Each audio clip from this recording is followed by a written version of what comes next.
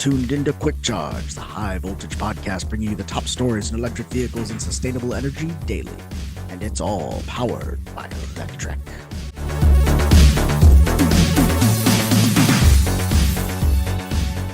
Welcome to today's episode of Quick Charge. It's June 18th, 2024. I'm your host, Joe Boris.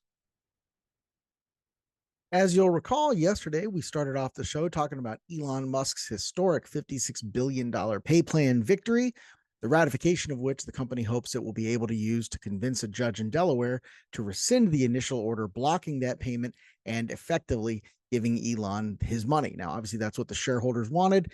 Everybody seems to be happy on this one. Well, whenever you have winners in life, you also find losers.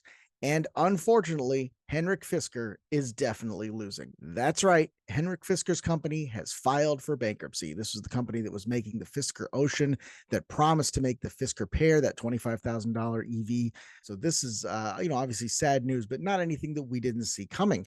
We've seen some of these Fisker SUVs totaled because they couldn't get a hinge for the rear hatch. They supposedly built 10,000 vehicles last year, only delivered 4,700 of them. They did not follow through on their initial plans to do a direct sales model, the same kind of model that's worked so well for Rivian and Tesla in the past. They wanted to go through conventional dealers. All of these decisions kind of came and went. And at the end of the day, Fisker is now no more. So what happened, and why am I talking about Fisker like this is something that everybody kind of saw coming? Well, that's because Fisker has done this before. Originally, in the bottom right here, you see right over my head, this is the Fisker Tramonto. This was a Mercedes-Benz SL-based rebody. This came right after the BMW Z8, that kind of car that launched Henrik Fisker's career and made him, like, I wouldn't say a household name, but certainly in the automotive enthusiast universe, a known designer, right? So this was his take on the R230 Mercedes-Benz SL. And what was interesting there is Fisker raised a bunch of money, got in a bunch of magazines, did a really great job promoting this vehicle. They built a couple of dozen of them and then folded the company. A couple years later, you look over on my left, that's the Fisker Karma. This is the vehicle that most people first learned the Fisker name with, right? This was a range extended hybrid. At the time, we just kind of called it a hybrid. This came out in that 2008, 2009 era, that first wave of green car startups that came in after the original financial crisis. And there was all that money there for alt fuels and things like that. Above that, you see the Fisker Ocean. That's the most recent product that Fisker's been able to bring to market. And at the right of that, again, the upper right corner, that's the Fisker Pear. That was the one that was supposed to make Fisker a household name and make them a legit car brand. Well, at every point, whether we're talking about the original Tramonto V12, that Karma hybrid, or these two EVs, we kind of see the same pattern. He designs a great looking vehicle, gets a lot of big names behind it, supporting it, pushing it forward. Then it comes to market. It's not quite what it's supposed to be.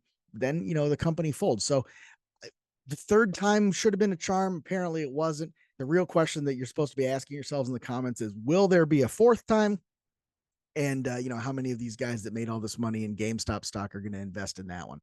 Now, getting back to Elon Musk and Tesla, the Model 3 long range is going to get access to that federal tax credit and will now start at $40,000. Now, this is a vehicle that obviously is a volume leader for Tesla. This is the most affordable vehicle they have in their inventory.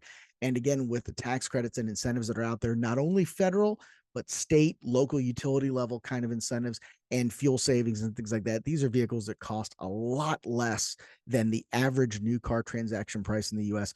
These vehicles are significantly less expensive than like the Chevy Silverados or Ford F-150s that we think of as best sellers.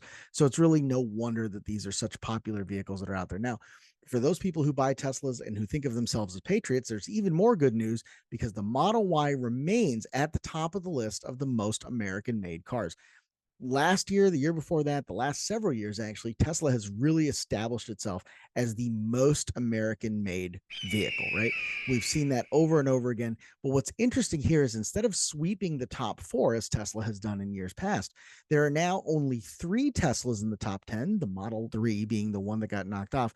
And we have other vehicles, if you can see the list above me, that have made the list. Now, you've got the Honda Passport as a number 2 spot. You've got the Volkswagen ID4, which is the second most American-made car and the second most American-made EV. Tesla Model S, a different Honda Odyssey, Honda Ridgeline, all of those made out of that Lincoln, Alabama plant, Toyota Camry. The only real surprise on this list, as I read it, is the Jeep Gladiator being made in Toledo, Ohio. Now, from a broader perspective, if you think about the legacy brands and what are the American legacy brands, I think most people would say Ford, Chevrolet, maybe Cadillac, Buick, Jeep, Chrysler, all of those things. But only one of those legacy American brand vehicles is actually, quote unquote, the most American made, and it's that Jeep Gladiator. So, really interesting shift here. I wonder how much time is going to take for the average, Joe Q public man on the street to realize that most American branded vehicles are not actually made in America, and that the guy driving around in the Honda Ridgeline has a more American truck than the guy driving the Ram or the Ford with the lifted suspension and the thin blue line flag on the back of it. I think that'd be a great fun fact to point out the next time you see one of those trucks. But hey, don't listen to me, right? That seems a little too confrontational. And while we're talking about Jeep, the Jeep Wagoneer S all electric SUV is going to launch with a $7,500 lease discount. Again, this is a very expensive Jeep. This is something that's supposed to be catapulting the brand into that premium entry luxe area occupied by, Mercedes-Benz, BMW. This is really being marketed by the parent company Stellantis as a high-end vehicle, as a premium vehicle. So to see them coming out with that, I think that's acknowledgement, something that we talked about last week with the launch of the $25,000 electric Renegade. This is kind of acknowledgement that Jeep's branding people, Jeep's marketing people may have pushed it too far in terms of trying to make this a premium brand with like the Grand Wagoneer that's $107,000 plus dollars. So this is interesting to see. It's a question of whether or not this is going to be something that they continue to subsidize as a lease to get someone in that 36-month buying cycle. If this is something that's going to come in on the purchasing side and enable it and effectively become a discount, that remains to be seen. But of course, all this stuff that we're talking about, all this made in the USA stuff, this is all about getting those federal tax incentives, tax dollars, and other rebates associated with what used to be called the Green New Deal. And Hyundai, as we talked about before, they're spending $7.6 billion to build their new Meta factory. That's their version of the Gigafactory in Georgia.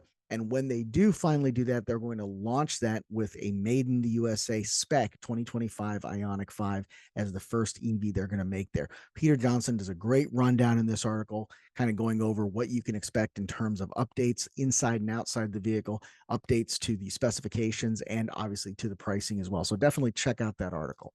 And while we're on the subject of those rebates, Scooter Doll has put together a list of every electric vehicle that currently qualifies for that U.S. federal tax credit in 2024.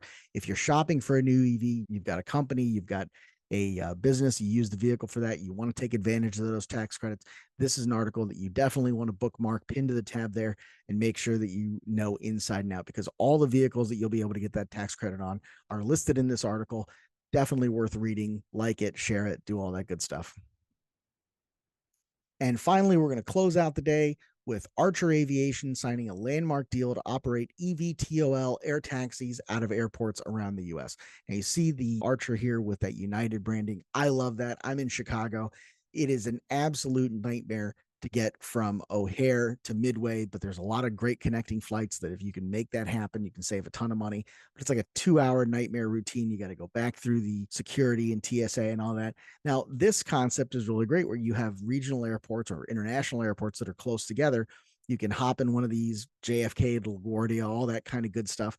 And this seems like something that they're planning to implement in a few major cities that have multiple airports. And if they're able to do this in a quiet way, in a way that's affordable and something that can be, effectively harnessed by enough people to bring the cost down through economies of scale, I think this is going to be really exciting. And, of course, it's always nice to see technology kind of evolve from like recreational drones, camera drones, into something that we're all going to fly around. And so it's not quite a flying car, but it's still something to get excited about. If you've seen these at trade shows, you've seen these at technology shows, you want to get a chance to ride in one, well, your chance may be coming soon.